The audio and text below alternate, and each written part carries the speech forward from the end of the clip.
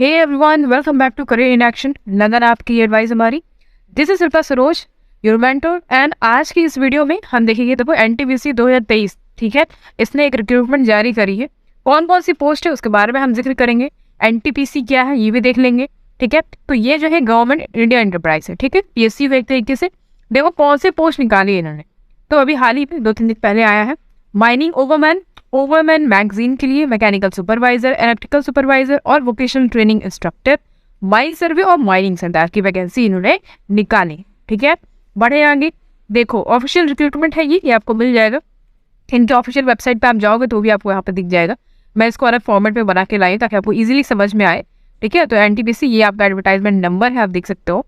तो एनटीपीसी क्या है बेसिकली, तो इंडिया का लार्जेस्ट इंटीग्रेटेड पावर कंपनी है जिसका इंस्टॉलेशन कैपेसिटी है 71,664 megawatt, okay, and has presence in the entire value chain of power generation business. Obvious सी बात है, पावर कंपनी एक तरीके से, ठीक है। तो एनटीपीसी जबरदस्त तरीके की कंपनी है। यहाँ पे मतलब आप सेटल हो जाओगे अगर आपका यहाँ पे सिलेक्शन हो जाता है, मतलब पूरी जिंदगी सेटल है एक तरीके से। इनका टोटल इंस्टॉल कैपेसिटी जो है 130 गीगावाट था।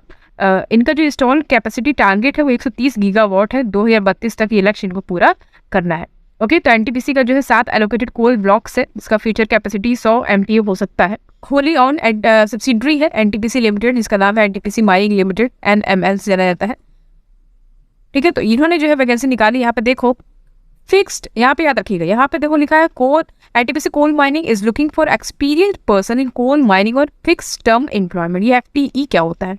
FTE मतलब कि फिक्स टर्म एम्प्लॉयमेंट, यानी कि हमारे द्वारा कुछ फिक्स टर्म के लिए आपको मतलब सेलेक्ट किया जाएगा, रिक्रूट किया जाएगा एक तरीके से, ठीक है। यानी कि समझ लो कि परमानेंट नहीं है, कॉन्ट्रैक्चुअल बेसिस है पर्टिकुलर ईयर के लिए। ऐसा नहीं है कि आपको जब रिक्रूट करके फिर जो है आपको निकाल दें। एक्सटेंशन भी दिया जाता है, कंपनी में एक्सटेंशन मिलता है, यहाँ भी मिलेगा आपको। ये अकॉर्डिंग टू योर परफॉर्मेंस, आपका जो भी वर्क एक्सपीरियंस है या आप कैसा परफॉर्म कर रहे हो उसके हिसाब से आपको एक्सटेंशन मिलता है। तो कोई वैसी वाली बात है नहीं, लेकिन जिंदगी सेटल है यहाँ पे अगर हो जाता है आपका, ठीक है। तो कौन कौन से है एक बार हम देख लेते हैं। ये सारे हैं पोस्ट, आगे देखते हैं। यहाँ पे देखो NTPC online form submission date आगे देखेंगे हम। यहाँ पे पोस्ट नेम देख लो पहले। माइनिंग ओवरमैन मैगजीन के लिए mechanical supervisor, electrical supervisor, vocational training instructor, mine सर्वे और माइनिंग सरदार के लिए। जब हम पोस्ट देखे हैं तो हम ये भी देख लेते हैं कि कितना सीट मिलेगा कैटेगरी वाइज। माइनिंग ओवरमैन की बात करेंगे तो अनरिजर्व के लिए 31 सीट है, यानी टोटल जो 84 सीट है, जिसमें से अनरिजर्व का 31 है। SC का 10 है प्लस एक बैकलॉग है। ST का जो है 21 सीट है, OBC का 10 है प्लस 3 बैकलॉग है, और EWS यानी कि इकोनॉमिक वीकर सेक्शन के लिए 8 सीट है, ओके। यानी कि जो जनरल में आते हैं लेकिन वो इकोनॉमिक वीकर सेक्शन में आ जाएंगे। अब बात करेंगे नेक्स्ट पोस्ट की, जो है ओवरमैन मैगजीन के लिए। तो टोटल 7 ही पोस्ट है इसमें। अनरिजर्व के लिए 7 पोस्ट है, बाकी SC, ST, OBC, EWS के लिए नहीं है सीट, ठीक है, ये याद रखिएगा। अब मैकेनिकल सुपरवाइजर की बात करें तो टोटल 22 सीट है, जिसमें अनरिजर्व के लिए 19, SC के लिए नहीं है, ST के लिए 3 सीट है, OBC के लिए भी नहीं है, EWS के लिए भी नहीं है, ठीक है। तो जो एलिजिबल है फटाफट भर दीजिए, ठीक है। एक्सपीरियंस तो मांगा ही है, आगे बताएंगे अभी कुछ चीजें। इलेक्ट्रिकल सुपरवाइजर की बात करें टोटल 20 सीट है, अनरिजर्व के लिए 18, SC के लिए नहीं है, ST के लिए 2 है, OBC के लिए भी नहीं है और EWS के लिए भी नहीं है, ओके।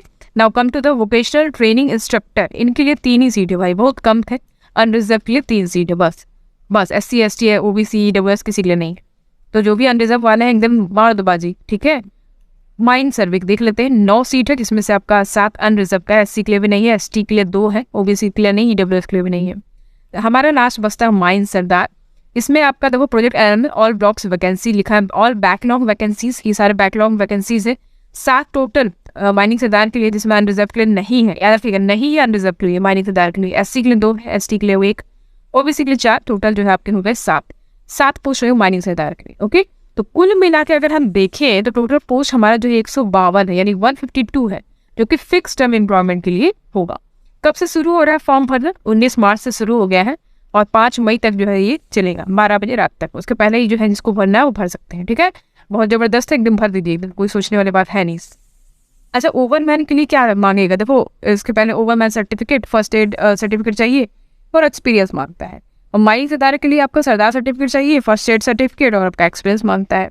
तो यहाँ पे जो है आपका GT नहीं मांगेगा अंडरग्राउंड का, ठीक है, याद रखिएगा इसको। तो अभी पहले क्या होता था, इंटरव्यू प्लस एग्जाम। जैसे आपका ये मान लो आप एग्जाम देते हो, उसके बाद फिर आपका जब फॉर्म लेटर आएगा तो उसमें बाकायदा लिखा रहेगा कि इंटरव्यू है आपका, एग्जाम कब है। जब आप फॉर्म भरोगे तो जो एनटीपीसी आपको भेजेगा उसमें इंटरव्यू और एग्जाम का डेट लिखा रहेगा।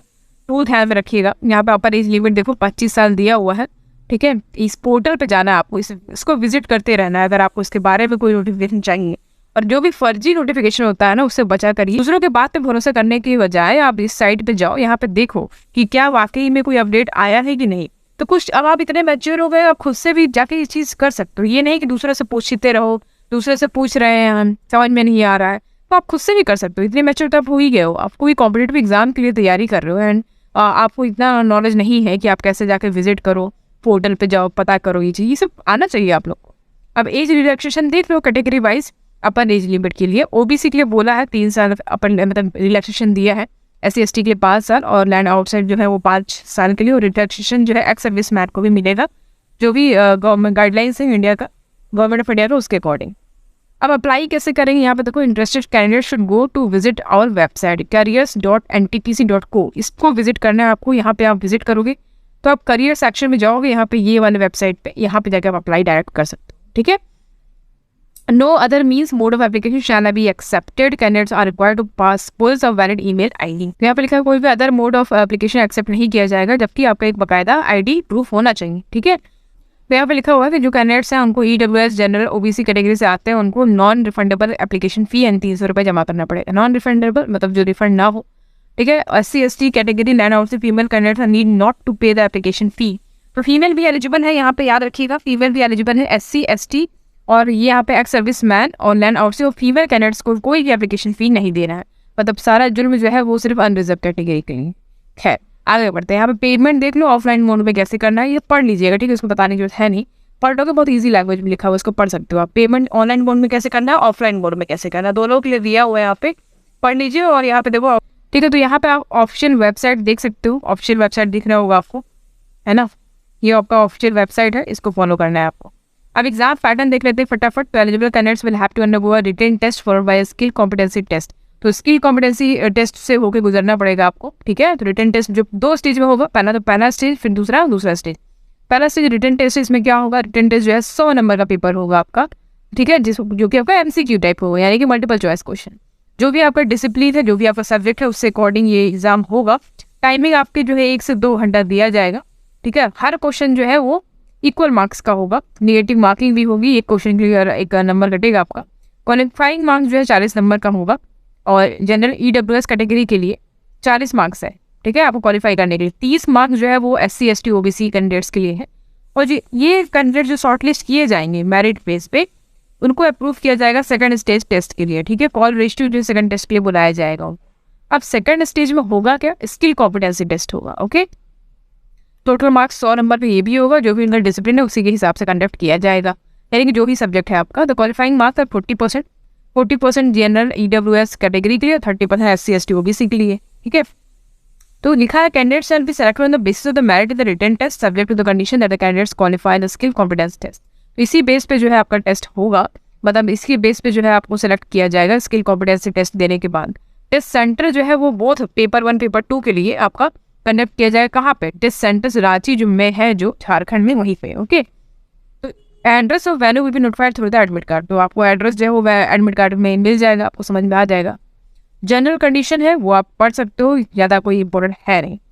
यहाँ पर वो लिखा है 5th नंबर क्या लिखा है, posting shall be at any of the coal mining project sites of NTPC। जो NTPC के जितने भी कोल माइनिंग प्रोजेक्ट्स हैं उसमें कहीं भी आपका पोस्टिंग हो सकता है, लाइक पखरी बरवादी CMP, चट्टी बरियातू CMP और किरांदरी CMP, बादाम CMP, पखरी बरवादी नॉर्थ वेस्ट CMP यानी कि झारखंड कहीं भी, तलाई पल्ली CMP यानी छत्तीसगढ़ में, दुलंगा CMP यानी उड़ीसा में, या फिर कोई भी स्टेशन प्रोजेक्ट्स या फिर सब्सिडरी जो NTPC के वहाँ पे हो सकता है।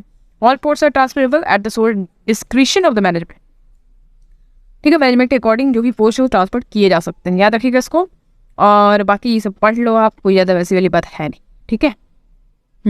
ठीक है, इसको पढ़ लीजिए आप लोग। बाकी वही सब लिखा हुआ है, वह लैंग्वेज को लेके, और जो फॉर्म भरोगे आप तो उसके रिकॉर्डिंग क्या क्या चीज़ें, उसके रिगार्डिंग क्या क्या चीज़ें आपको ध्यान में रखनी है। हेल्थ को भी ध्यान में रखिएगा।